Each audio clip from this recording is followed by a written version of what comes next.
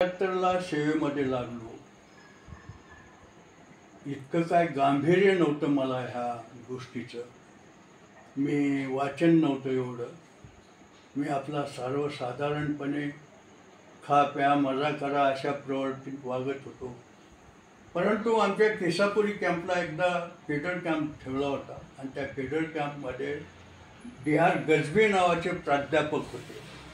त्यांनाही असं दिवसभर पूर्ण म्हणजे सूर्य कोण पूर्वी कोण होते इथपासून उत्क्रांती प्रतिक्रांती ह्या सगळ्या गोष्टी त्यांना त्यात समाविष्ट करून सांगितल्या. मी भारावून गेलो. त्यांना शेवटला विचारलं की कोण प्रश्न विचारत असेल तर विचारा, तुम्हाला काही शंका कुशंका असतील तर. आणि मला त्यावेळेस काय वाटलं काय की पण मी काहीतरी प्रश्न एक विचारला आणि विचारल्यानंतर त्यांना माझा पाठपुरावा केला की तुम्ही बांगशेपमध्ये काम करावं लागेल. मग ते इथं बहुत मी टाळाटाळ करत होतो. आत्ता जसं कांशीराम साहेब एका दारात झोपले होते की तो माणूस किती लवड बोलतो ते बघतो म्हणून, तशा पद्धतीनं सातत्यानं ऑफिसमध्ये इकडं तिकडं मला इन्व्हॉल्व करून घेतलं. आणि त्यांचं योगदान, त्यांची समर्पित भूमिका, त्यांचं व्यक्तिमत्व, त्यांची भाषा, त्यांचं व्यवहार जेव्हा माझ्या लक्षात आले की म्हणलं आपल्याला हे तर अत्यंत आवश्यक आहे.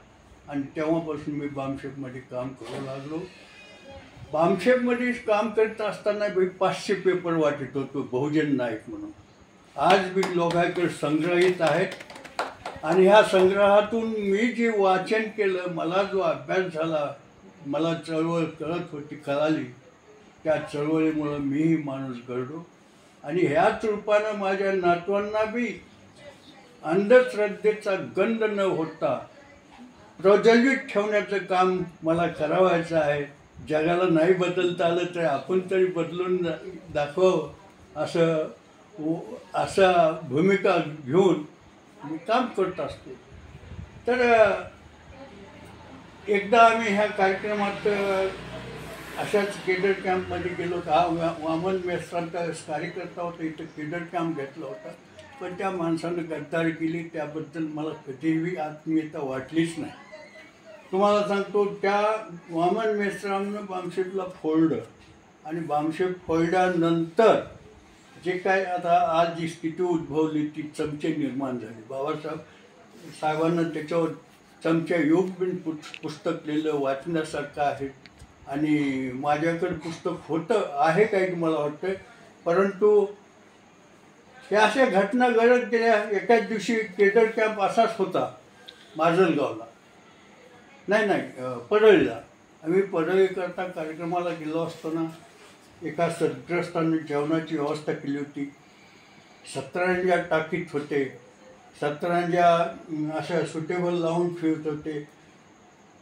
माणूस एक करायला की दुसरा कसा धसतो ही कांशीराम शिकण्याची गोष्ट, कला शिकलेलं माणूस छोटा मोठा कुणीच नव्हतो. जिथं ज्या स्थितीत योगदान करतो, मग कोणत्याही परिस्थितीत असो, तर ते मोठं योगदान सगळ्यात श्रेष्ठ ठरतं.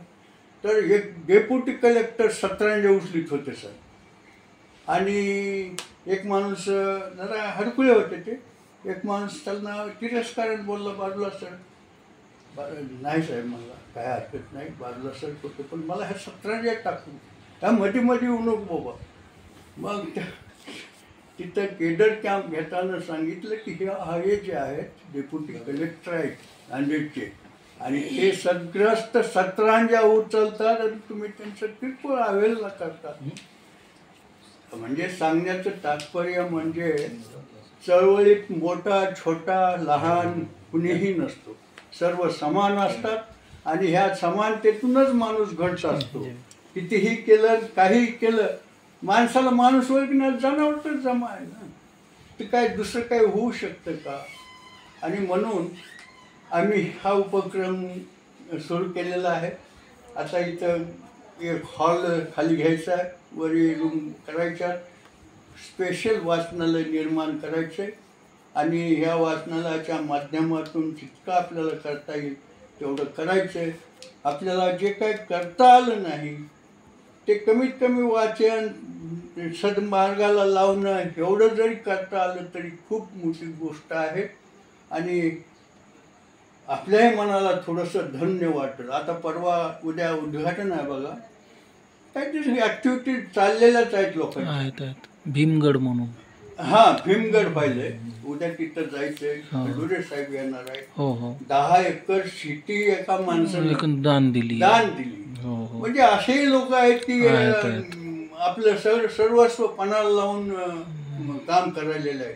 आपल्याला खारीचा वाटा आपल्या घराच्या पुरतं तरी सांभाळता आला. बरोबर. कोण काय म्हणेल त्याचं आपल्याला घेणं नाही. आपलं मन आपल्याला काय सांगतं हे महत्वाचं आहे. आणि ह्या पद्धतीनं काम करीत राहायचं.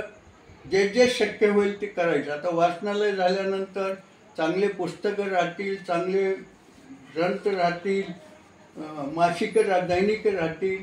आणि अशा पद्धतीनं ज्यांना कुणाला योग्य वाटेल त्यांना त्याचा लाभ घ्यावा हे आमचं उपक्रम चालू आहे. आणि अखेर खरंच मी कांशीराम साहेबाचा कृतज्ञ ऋणी आहे. ज्या महामानवानं बाबासाहेब त्यांच्या मुलाकराला मांगुड्यात, चांभारात, ढोरवाड्यात, दखलवाडाकड कांशीराम साहेब सगळ्याकडे गेलेलं आहे. ही जी जागृती आहे आज देशाची भारताच्या बहुजन स्थितीमध्ये आणि त्याच्या प्रति क्रांती ज्या आता व्हायलेली आहे, प्रतिक्रांती ही चालूच राहते. पण आजच्या ज्या स्थितीत राजकारणाची प्रतिक्रांती व्हायलेली आहे ते कारण फक्त कांशीराम साहेब आहे. त्यांना जी जागृती निर्माण केली त्या जागृतीचाच भाग स्वीकारून त्यातला अपोजिट बनवलेला असं मला वाटतं. बाकी काही जास्त बोलत नाही. एवढं बोलून 2 शब्द व्यक्त करतो. धन्यवाद. जय भीम. आपण दोघंही आमच्या ह्या कार्यक्रमाला सन्मानपूर्वक आलात म्हणजे आपला सन्मान करावा तेवढा कमी आहे. आणि असंच समन्वय राहू द्यावा. आपल्या गल्लीच्या पुरतं तरी कमीत कमी समन्वयानं राहावं हीच अपेक्षा करतो. जय भीम. जय नमो.